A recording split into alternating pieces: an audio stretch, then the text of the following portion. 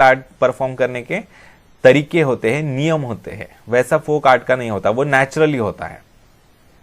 Style in art, artist tend to have their own method of working, हर artist की अपनी एक अलग तरीका होता है काम करने का। It is known as the style of the artist. When a style is adopted in by many artists over a prolonged period of time, it may become a tradition। एक किसी आर्टिस्ट की ट्रेडिशन, एक artist की style अगर कोई particular बहुत famous है तो वो कई सारे आर्टिस्ट भी अपनाते हैं और धीरे धीरे वो एक परंपरा बन जाती है, ट्रेडिशन बन जाती है। Such tradition gets establish as an art style. Various art styles develop in every culture which are characteristic of a certain period and region। Such styles are helpful in studying art history। तो ऐसे जो styles हैं वो art history सीखने में मदद करते हैं, ठीक है। Indian traditions of visual art, दृक कला। The art of painting and sculpting are visual arts. देखिए पेंटिंग की कला भी दृक कला है, मतलब देखने लायक वाली कला है। स्कल्पटिंग मतलब शिल्प कला, मूर्ति बनाने की वगैरह, शिल्प बनाने के, तो ये भी देखने वाली कला है, दृक कला, ठीक है। Maratha style of painting, Maratha paintings is an example of art style। The style known as Maratha paintings began to develop in the later half of the 17th century common era। 17वीं शताब्दी के अंत में ये Maratha style of painting शुरू हुई। These style consists of colored paintings and they occur as murals and also miniatures used in manuscripts। Murals मतलब जो दीवार पर बनाए जाते हैं चित्र, जैसे अजंता एलोरा केव्स में बनाए गए हैं। अजंता केव्स में दीवारों पर डायरेक्ट पेंटिंग की जाती है, चित्र बनाए जाते हैं, उसे कहा जाता है म्यूरल्स। और मिनिएचर्स मतलब पोर्ट्रेट्स जो होते हैं, फ्रेम में जो बनाए जाते हैं, फ्रेम बनाकर दीवार पर लटकाए जाते हैं, उन्हें कहा जाता है मिनिएचर्स। और मैन्युस्क्रिप्ट्स, मैन्युस्क्रिप्ट्स मतलब हस्तलिखित, हाथों द्वारा जो लिखित पुस्तकें होते हैं। पुरातन काल में प्रिंटिंग प्रेस तो नहीं थी, इसीलिए जो बुक्स थे वो हाथों से ही लिखी जाती थी, तो उन्हें कहा जाता है manuscripts. Murals of Maratha style can be seen in the old wadas at places like Wai, Menavali and Satara in Maharashtra. तो जो म्यूरल्स है, दीवार चित्र, भित्ति चित्र जो है वो वाई में, मेनावली में और सातारा में, पुराने वाड़ा जिसे कहते हैं, वहां पर देखे जाते हैं महाराष्ट्र में। The Maratha style was influence by Rajput and European styles of painting. Maratha style जो थी उन पर राजपूत स्टाइल का और यूरोपियन स्टाइल का प्रभाव था। Painting styles help us in understanding various things about the times in which it was developed, such as the life style, attires, customs etcetera. Paintings की तरफ देखने के बाद हमें पता चल सकता है उस समय का आर्किटेक्चर कैसा था, उस समय की बिल्डिंग्स कैसे थी, उस समय के कॉस्ट्यूम्स कैसे थे, कैसे लोग कपड़े पहनते थे, कैसे गहने पहनते थे, कैसी पगड़ियां बांधते थे, किस तरीके के आसनों पर बैठते थे, वो सब कुछ हमें पता चल सकता है। उस समय की परंपराएं कैसी थी, उस समय की लाइफस्टाइल कैसी थी, वो सब कुछ हमें पता चलता है पेंटिंग्स की तरफ देखने के बाद, ठीक है। Art of painting, paintings are two dimensional. For example sketches और paintings of nature, objects and individuals. देखिए जो कोई भी वस्तुएं जो होती है वो 3 डायमेंशनल होती है, लेकिन पेंटिंग्स जो होती है वो 2 डायमेंशंस में होती है। एक तो एक्स एक्सिस और वाई एक्सिस, ऐसे 2 ही डायमेंशंस होते हैं पेंटिंग्स को। तो पेंटिंग्स 2 डायमेंशनल होती है। Sketches, paintings of nature, objects and individuals. They are done on various surfaces such as rocks, walls, papers, canvas of different types and earthen pots। अलग अलग surfaces पर पेंटिंग की जाती है, जैसे रॉक्स पर, जैसे अजंता केलोर या फिर भीमबेटका नाम के केव्स में किया गया है। वॉल्स पर किए जाते हैं, जैसे अजंता में किए गए हैं या वाई में किए गए हैं। पेपर्स पर किए जाते हैं, आजकल भी किए जाते हैं। कैनवास पर किए जाते हैं, कई सारे आर्टिस्ट पेंटर्स करते हैं। और अर्दन पॉट्स पर, जैसे हड़प्पा मोहनजोदारो के कई सारे अर्दन पॉट्स पाए गए हैं, मिट्टी के बर्तन, उन पर भी पेंटिंग पाई जाती है। The mural of Bodhisattva at Ajanta caves is one of the finest examples of the art painting. Bodhisattva का जो चित्र है, भित्ति चित्र अजंता केव्स में, वो बहुत ही सुंदर उदाहरण है पेंटिंग का। देखिए ये है म्यूरल ऑफ बोधिसत्व, इसका नाम है पद्मपाणि। पद्मपाणि देखिए पद्म पाणी ऐसे लिखा जाता है, नी की जो विलांटी है वो पहली विलांटी है पद्म पाणी। पद्म मतलब कमल, और पानी संस्कृत में पानी अगर आप दूसरी विलांटी देंगे तो पीने का पानी हो जाता है। पहली विलांटी देंगे, ह्रस्व विलांटी देंगे तो उसका मतलब होता है हाथ, हाथ, हैंड। तो पद्म पाणी, पद्म मतलब कमल और पाणी मतलब हाथ, मतलब जिसके हाथ में पद्म है, कमल है, ऐसा व्यक्ति। तो अगर आप देखेंगे इस चित्र की तरफ तो देखिए इसके हाथ में कमल का फूल है, तो इसके कारण इसका नाम है पद्म पाणी। बहुत ही फेमस पेंटिंग है यह। चलिए आगे बढ़ते हैं। Folk styles of paintings. Rock paintings are dating to stone ages have been discovered in many countries. Rock paintings जो है स्टोन एजेस तक पीछे जाने वाली, मतलब अश्मयुग काल तक पीछे जाने वाली पेंटिंग्स कई सारे देशों में पाई गई है। In India there are rock painting sites in the states of Madhya Pradesh, Uttar Pradesh, Bihar, Uttarakhand, Karnataka, Andhra Pradesh and Telangana. इन स्टेट्स में है। The rock paintings in the caves at Bhimbetka are famous. Bhimbetka is a world heritage site, world heritage site है भीमबेटका, मध्य प्रदेश में है। Rock paintings usually depict human, animal and geometric figures. Rock paintings में generally humans दिखाए जाते हैं, animals दिखाए जाते हैं, कई बार कुछ इंसानों का ग्रुप मिलकर किसी जानवर का शिकार कर रहे हैं, ऐसा दिखाई जाता है। ठीक है। However, the style of rock painting seem to be changing according to the cultural changes from stone ages to the beginning of agriculture. तो धीरे धीरे जैसे जैसे उनकी संस्कृति बदल गई वैसे वैसे रॉक पेंटिंग्स में भी बदलाव आते गए। The change is visible in the depiction of flora and fauna, or it may be evident in the style of portraying various figures and also in the colors that were used. तो flora मतलब plants और fauna मतलब animals. तो धीरे धीरे plants और animals का भी डिपिक्शन बदलने लगा, दर्शन बदलने लगा। उससे हमें कई सारी बदलती संस्कृति का पता चलने लगा। ठीक है। और उनके कलर्स भी बदलने लगे। Black, red and white colours where used in the rock paintings which were made from natural substances. Mainly black, red और व्हाइट कलर्स यूज किए जाते थे। जैसे व्हाइट चूने से बनाया जाता था, व्हाइट कलर वगैरह, ब्लैक कोयले से बनाया जाता था, तो ऐसे बनाए जाते थे। With the help of rock paintings we can understand the knowledge of ancient people about their natural surroundings and also the way they exploited available natural resources. तो हमें उन पेंटिंग्स की तरफ देखने से हमें पता चल सकता है कि उस समय का जीवन कैसा था। उस समय उन्होंने नेचुरल जो अवेलेबल रिसोर्सेस थे उनके पास, उनका उपयोग करके किस तरीके से वो पेंटिंग्स बनाई वगैरह। The tradition of folk style of paintings is closely resembles the style of rock paintings. Folk paintings की स्टाइल जो है, जो वो नियरली रॉक पेंटिंग्स की तरह ही है। Customs such as decorating the house walls and courtyards, rangavali, by drawing various figures and symbols or making panels of paintings to narrate stories help to develop regional styles of folk paintings। देखिए गांव में अगर आप जाएंगे, छोटे छोटे गांव में, तो दीवारों पर कई सारे चित्र निकाले हुए होते हैं, या फिर आधी दीवार, नीचे की आधा हिस्सा जो होता है वो अलग पेंट से बनाया जाता है, ऊपर का आधा हिस्सा अलग पेंट से बनाया जाता है, और दोनों के बीच में ऐसा कुछ डिजाइन बनाया जाता है। ऐसा आपने अगर देखा हुआ होगा, ऐसे डिजाइन वाली लाइन निकाली जाती है आधे लेवल पर। तो ये सारे फोक आर्ट है, ये फोक पेंटिंग है। ठीक है। डू यू नो, ये है Warli painting. The traditions of Warli painting and Pingul और Chitrakathi in Maharashtra are among the finest examples of folk style of paintings. Jivya Somya Mashe, the artist in Thane district, has played a great role in making the Warli style of paintings very popular. देखिए ये पिंगुल चित्रकथी महाराष्ट्र में बहुत famous है। Warli painting भी आपको पता होगा। जीवा सोम्या माशे नाम के बहुत ही फेमस आर्टिस्ट थे। उन्होंने बहुत महत्वपूर्ण भूमिका निभाई इस पेंटिंग्स को फेमस करने के लिए। He has been honored with a number of national and international awards for his paintings.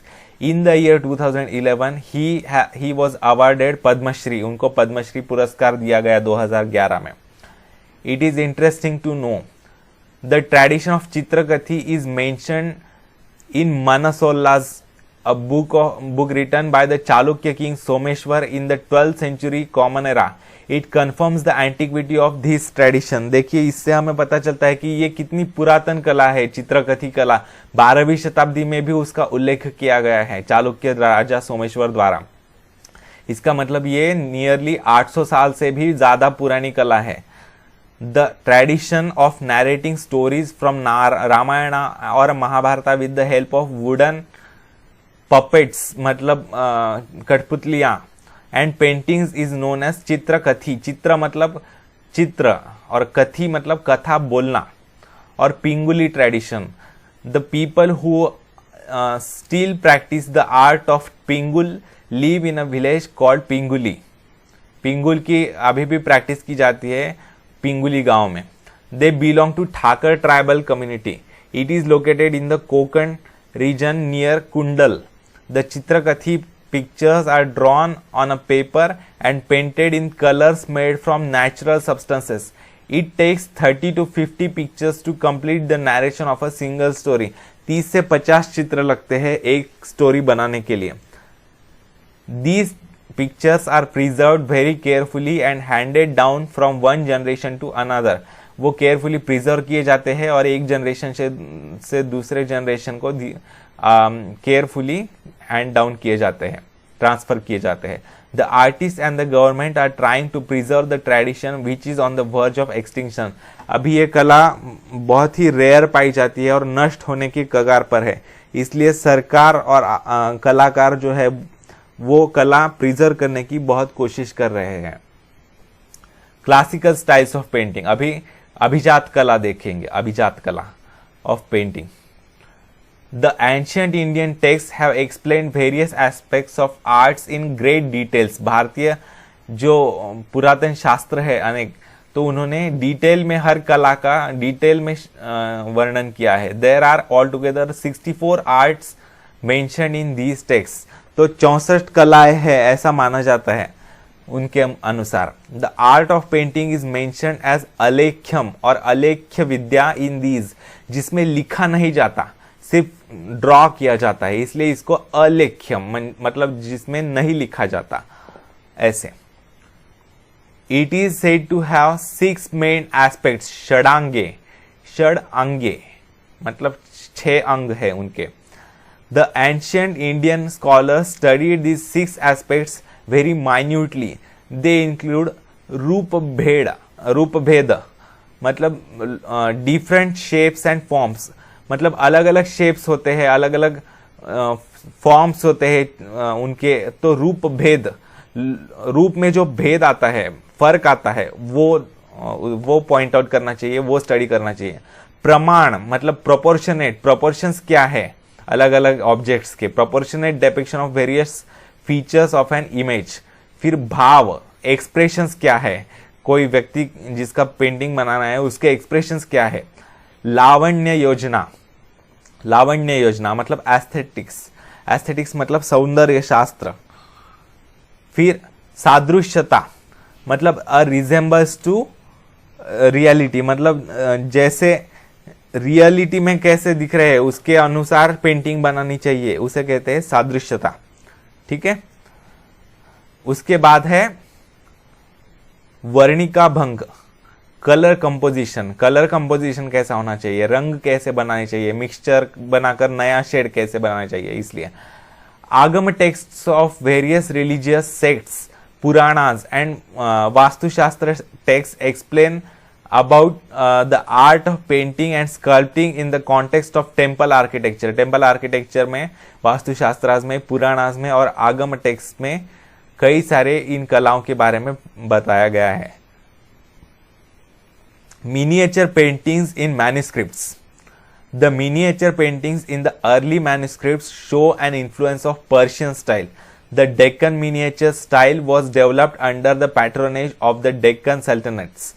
Patronage मतलब आश्रय, आश्रय देते थे। पुराने जमाने में राजा महाराजा जो थे वो अपने दरबार में आश्रय दिया करते थे कई सारे कलाकारों को, कवि को, कलाकारों को, संगीतकारों को वगैरह। ठीक है। डेक्कन मतलब देखिए डेक्कन किसे कहा जाता है मैं बताता हूं। देखिए ये है साउथ इंडिया। साउथ को संस्कृत में कहा जाता है दक्षिण, दक्षिण। तो जो मुगल थे, मुगल फॉरेन से आए थे, विदेश से आए थे, उनको संस्कृत ठीक से बोलने नहीं आते थे। जो कठिन शब्द हुआ करते थे वो ठीक से बोलने नहीं आते थे उनको, तो वो दक्षिण को दक्खन कहते थे। आज भी अगर आपको पता होगा, जो नॉर्थ इंडियंस होंगे उनको पता होगा, ओरिजिनली क्षत्रिय शब्द है, क्षत्रिय। तो उसके कई सारे सरनेम आपने सुने होंगे, खत्री, खत्री सरनेम सुना होगा, तो उसका मूल शब्द है क्षत्रिय।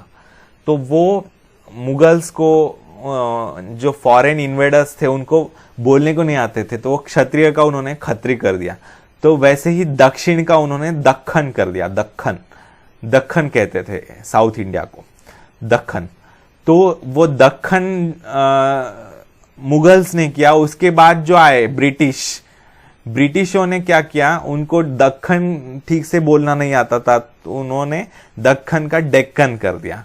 इस तरीके से डेक्कन शब्द बना है। डेक्कन मतलब south India, Deccan miniature style मतलब दक्षिण भारत की style. Was developed under the patronage of the Deccan सल्तनत, मतलब दक्षिण भारत में जो सल्तनतें थी, जो सुल्तान रहते थे, उनके द्वारा उनको पैट्रोनेज दिया गया था। During the reign of Akbar, Akbar राजा के कार्यकाल में, the Mughal emperor the Mughal had made drawings of the rock-cut caves at Verul and Karle.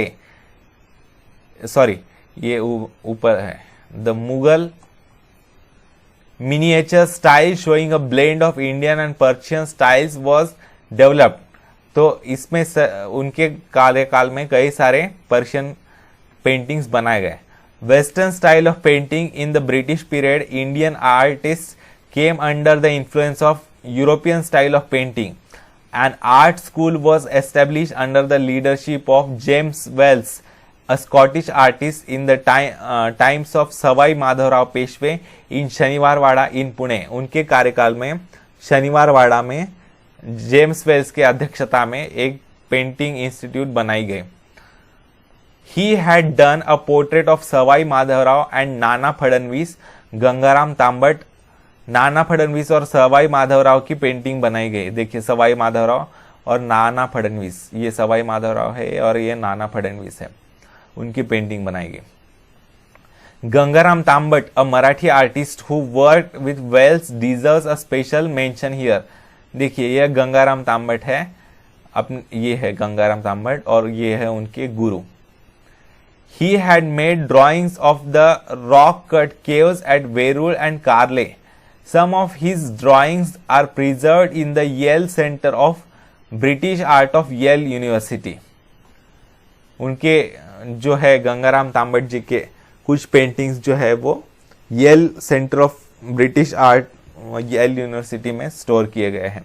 Exact portrayal of the object of the painting is characteristic of European style. European style की एक विशेषता ये थी कि जैसे दिख रहा है असल में वो ऑब्जेक्ट, उसी की तरीके से चित्र बनाते थे वो, बिल्कुल वैसे के जैसा। A number of renowned artist were trained in the J school of art and industry which was establish इन 1857 कॉमन एरा, मुंबई में, offering courses in European style of painting. Pestonji, Bomanji and alumni of this school made replicas of Ajanta paintings.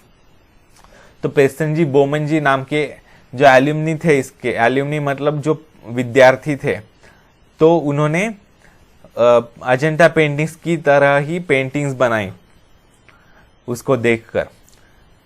Sculptural art. Sculptures are three-dimensional, such as images, statues, pots and objects with artistic embellishment.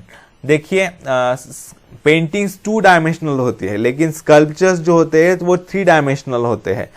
ठीक है, तो artistic embellishment, embellishment मतलब शोभा बढ़ाने वाली चीज, शोभा बढ़ाने, उसमें कई सारे शोभादायक चीजें होती है, for creating sculptures either rock और मेटल और क्ले इज यूज्ड। स्कल्पचर्स बनाने के लिए रॉक यूज किया जाता है या मेटल्स का इस्तेमाल होता है या फिर मिट्टी का इस्तेमाल होता है। Rock sculptures are made by carving, metal sculptures are made with the help of moulds, मतलब सांचों की मदद से, and clay sculptures are formed either directly with hands or by using moulds. मिट्टी के जो स्कल्पचर्स होते हैं वो डायरेक्टली हाथ से बनाए जाते हैं या फिर सांचों की मदद से बनाए जाते हैं। The entire temple of Kailasa at Verul is a unique monolithic sculpture. Monolithic, lith मतलब स्टोन, रॉक, और मोनो मतलब एक, तो मोनोलिथिक मतलब वन सिंगल रॉक में कार्विंग करके बनाया गया है। Carved out of a single rock. The lion capital of the Ashokan pillar found at Sarnath is the national emblem of India. देखिए ये है अशोक स्तंभ सारनाथ का, ये हमारा राष्ट्रीय राज मुद्रा है, राष्ट्रीय चिन्ह। फोक स्टाइल्स ऑफ स्कल्पचरल आर्ट, लोक कलाएं शिल्पकला में। The sculptural art is also an ancient as ancient as the art of painting, dating back to stone ages। अश्मकालीन युग से वो होता आ रहा है। The carving tools out of stone can be said to be the beginning of sculptural art। आपको पता है कई सारे कुल्हाड़ी बनाई जाती थी या फिर स्टोन्स की मदद से अलग अलग वेपन्स बनाए जाते थे, वो आपने पिछले स्टैंडर्ड्स में पढ़ा होगा। तो वो शुरुआत थी स्कल्पचर्स की। The custom of making clay images for rituals has begun prevalent in India since Harappan times। तो मिट्टी के छोटी छोटी मूर्तियां बनाना वो कुछ विधियों के लिए, तो वो हड़प्पन टाइम्स से वो प्रिवेलेंट है। It has continued till today in many regions like Bengal, Bihar, Gujarat, Rajasthan etc। वो आज भी हमारे देश में लागू है। कई सारे लोग करते हैं वैसी मूर्तियां मिट्टी की छोटी छोटी। उसका उदाहरण है द गणेशा आइडल्स। गणपति की मूर्तियां जब आती है गणेश का सीजन, तब मास्क ऑफ गौरी, महालक्ष्मी की जो मुखौटे होते हैं वो। Bull figurings made for the festival of Bail Pola. पोड़ा सन जब आता है तब मिट्टी के बैल आते हैं बेचने के लिए। उस वुडन मेमोरियल्स ऑफ वीर गर्ल्स, memorial stones, the decorated clay storage bins etcetera are few examples of the folk traditions of sculptural art. Classical styles of sculptural art. Classical styles अभिजात कला, मतलब जिसे खास ट्रेनिंग ली जाती है वो। द हड़प्पन सील्स मतलब राजमुद्राएं हड़प्पन काल की। Stone and bronze statues tell us about the 5000 years old or even older tradition of the Indian tradition of sculptural art. It is said that the tradition of carving out stone sculptures of larger size began in the Mauryan period with the Ashokan pillars। Maurya राजघरानाओं के कार्यकाल में ये बड़े बड़े sculptures बनाना शुरू हो गया Ashokan pillars के, मतलब ये वाला। The Sanchi stupa was erected in emperor Ashoka's time. Sanchi stupa जो है 200 की नोट पर पीछे उसका चित्र है, आप देख सकते हो। However the beautiful sculptural embellishments of the stupa were suppose to be later editions.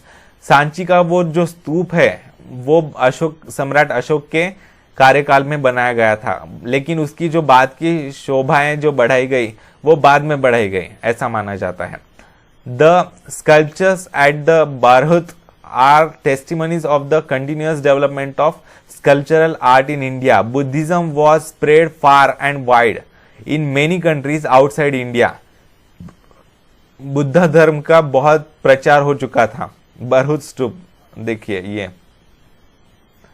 The tradition of erecting Buddhist stupas began in those countries as well। बाकी देशों में भी बुद्धिस्ट स्तूपों की स्थापना होने लगी। The stupa at Borobudur in Indonesia is the largest stupa in the world। It was built during 8th and 9th century Common Era। It was declared as World Heritage Site in 1991। देखिए ये Borobudur stupa Indonesia में स्थित। Indian iconography. The Gandhara school of art came into being in the 2nd century BCE in Afghanistan. देखिए Afghanistan में कंदाहार नाम का एक शहर है, कंदाहार, अगर आप मैप में देखेंगे तो अफगानिस्तान के, तो वो जो शहर है, वो जो अफगानी भाषा है, पर्शियन भाषा, फारसी भाषा जो है, उनको ध ऐसा शब्द नहीं कहने, ध भ ऐसे शब्द वो नहीं कह सकते, वो फिर ब और ह ऐसे अलग कर देते हैं, जैसे वो भारत को बहारत कहते हैं, तो वैसे ही ध का दहा हुआ गया, ठीक है, और ग का क हो गया, तो गंधार का कंदाहार हो गया, ठीक है। तो गंधार भारत का ही हिस्सा था। वो गांधारी, महाभारत में अगर आपने सुना होगा नाम, गांधारी जो आंखों को पट्टी बांधकर रहती थी, तो वो गंधार देश की थी, मतलब अफगानिस्तान से थी वो गांधारी। तो अफगानिस्तान भी भारत का ही हिस्सा था पुरातन काल में। 2nd century BCE में Gandhara school of art came into being and neighboring regions. It had Greek and Persian influence. The 1st and 3rd century Common Era, that is the Kushan period, saw the rise of Mathura school of art. Kushan कार्यकाल में 1st और 3rd century में Mathura style की painting शुरू हो गई, मूर्ति कला शुरू हो गई। The Mathura school laid the foundation of Indian iconography. Iconography मतलब मूर्ति विद्या। मूर्ति विद्या मतलब मूर्ति को सिर्फ बनाना, बस इतनी हद तक नहीं होता। अगर किसी देवी का मूर्ति बनानी है, अगर समझ लीजिए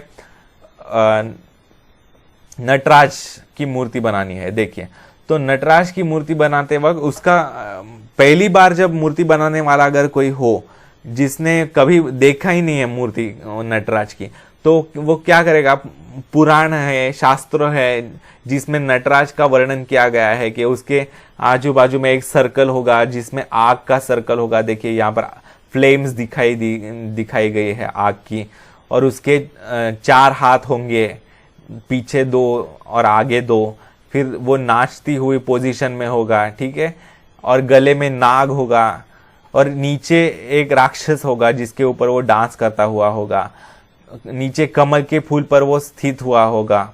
देखिए ये कमल के फूल पर ये आग का सर्कल, देखिए ये फ्लेम्स दिख रही है।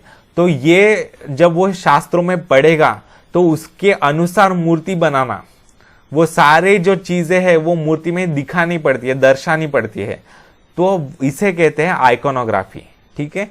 मूर्ति कला अलग है और मूर्ति विद्या अलग है।